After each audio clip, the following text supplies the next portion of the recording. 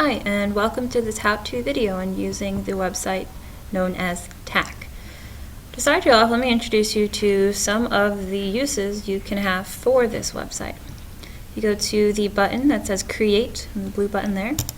There comes a drop-down menu, and there are various types of templates that you can choose from.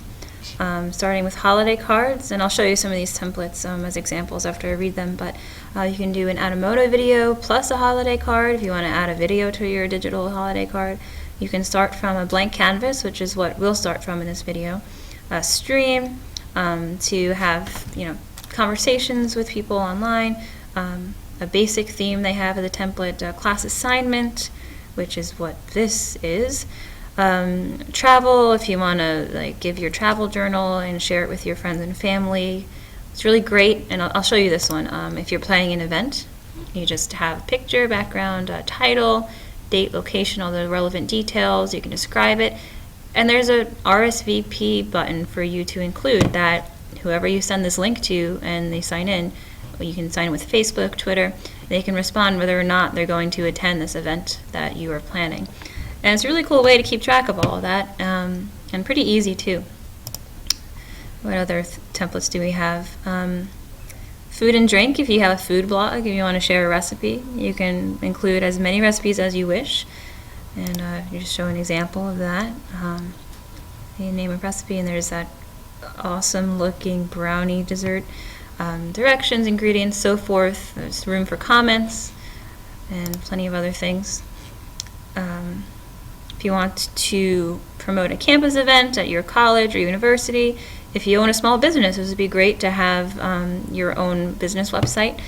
That's like a free medium for you to use. Again, all of this is free. I think you can pay for extra features, but I think the basics work pretty well.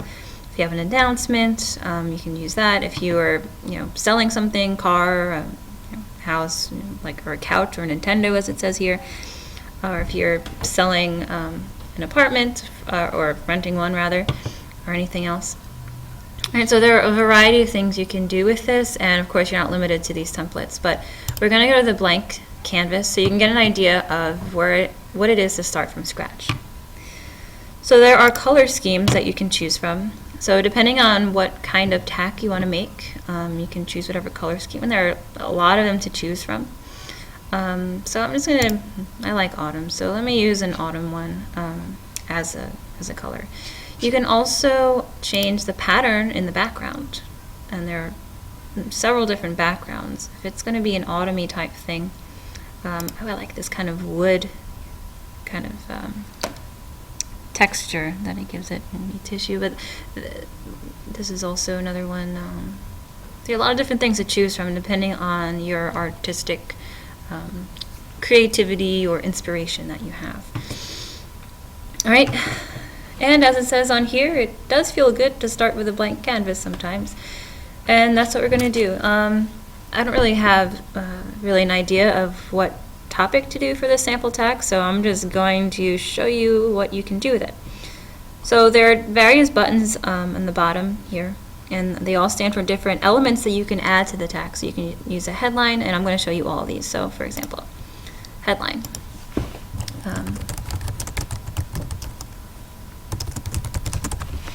Okay, so that's my headline. Simple, to the point. I'm sorry I'm not making much more creative ideas with this, but I can show you a sample one that I used for another class project. Another option you can use is a text. You can write whatever message.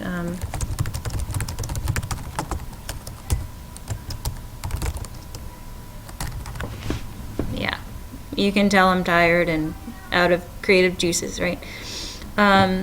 Photo, you can upload them from your computer. Oh, I didn't expect this one to load. Let's see what we've got here. It's ironic using a winter scene for an autumn-themed tack, but oh well, it should work as soon as it finishes loading. Hate that buffering sign. There you go. You can change the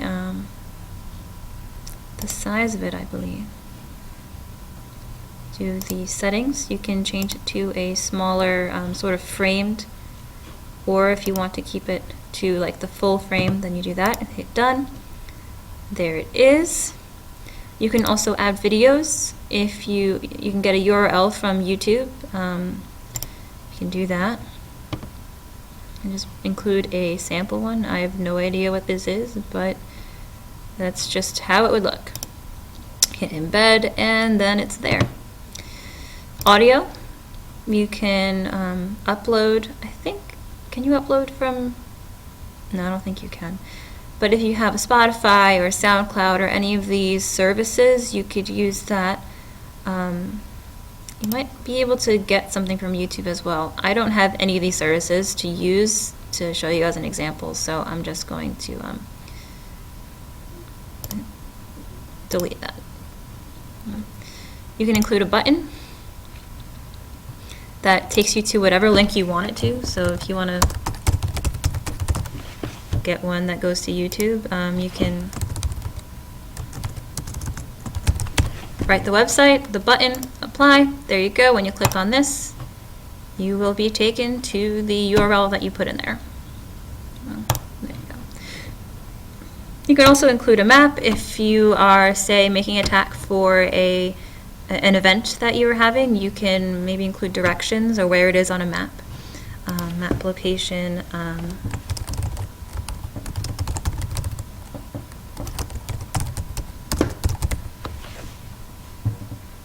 believe that is it.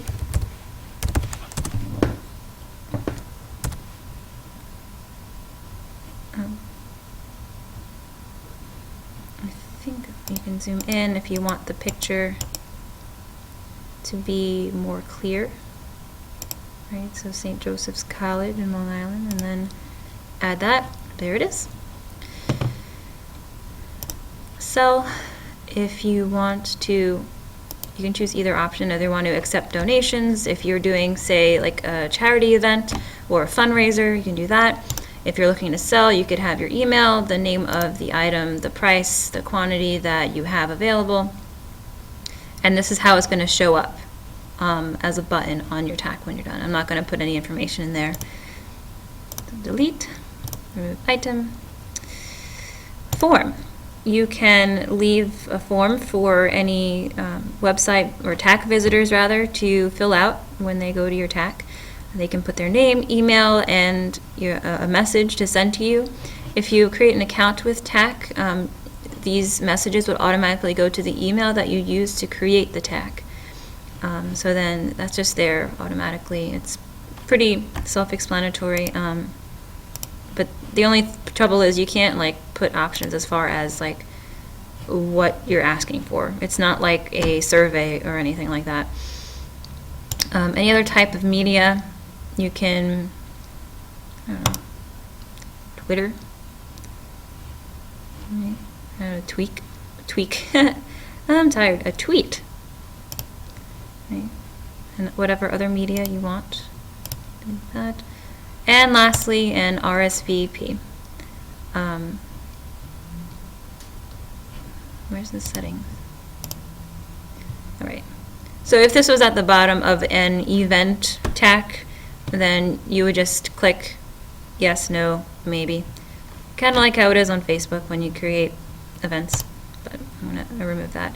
And at the bottom, you have a comment stream, so you can post comments, or you or whoever visits, and then you can reply to the comments by hitting that little arrow. They're like,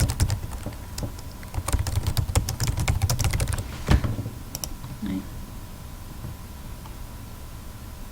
You can also upload photos and videos and GIFs or GIFs, I'm not really sure how that's supposed to be pronounced, in the comment stream as well.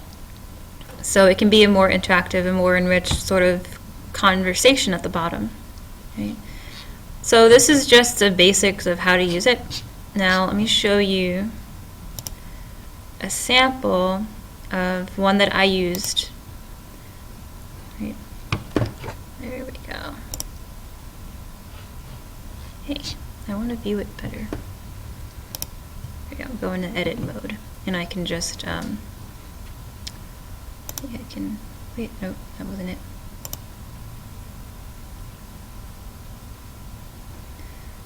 I forget how you can get this to go to the side, but this is one that I made. Now, I'm a teacher. I'm not a literature teacher, but I'm a social studies teacher. I created this for a project in grad school. And this is just an example of what you can use it for as a teacher. This was an interactive tack for Pride and Prejudice. I don't know why it's not scrolling. Right. So you can start it out with a picture on the top. I give a little summary of the book. Use a heading here, a picture that I uploaded. Some links that you can, or hyperlinks that you can put in. Right? You can edit or unlink. That any user would be able to just click and go to. And this part is only slightly interactive. Go and read a blog post and take a quiz about Regency era table manners, so on and so forth. It's kind of like a mini web quest for students, or a web base for a more extensive project surrounding the book. And it's just, the assignment is just explained here. It has links to whatever the students need as well. And the Common Core standards at the bottom. It's not very, what's the word I'm looking for? It's not very varied as far as the content. It's a lot of text and headlines. I could have put videos there, more videos. Really, the only two images I have are the ones on the top.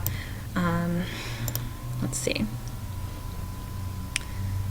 I don't think I finished that one either. Let's see if we can search a sample one that we can look at for, just to show you what you could do with it. This looks interesting. Things you find in Australia. Let's see if we can view this. You see the background? I think they might have had the pro version, or like the one you have to pay for to get that background, the Australian flag. You see the title here, the picture, the snake's eating a bat. It looks like it's really creepy. Eating a flying fox, which is one of the biggest bats in terms of size. And there it is, picking up a wallaby. Now, this is kind of a disturbing sample, I'm sorry. There's one that was found in a shop, right in your toilet too. Okay, why did I pick this one? Of all the samples I could have picked, I gotta choose the one with all of the snakes eating people. Sharks, crocodiles. Okay. Wow, this is the worst sample. Ew. Oh, okay. I'm just going to try to close out of this. There we go. That was disturbing. I apologize, but you get the idea of kind of what you can do. And if you ever just want to go and explore, there's the explore button there. It's pretty intuitive too. The how-to video is almost unnecessary, but you can do just about anything you want with it. And again, very intuitive. You could probably figure out a lot of it on your own, but there you have it. That's all I got for you, and happy tagging.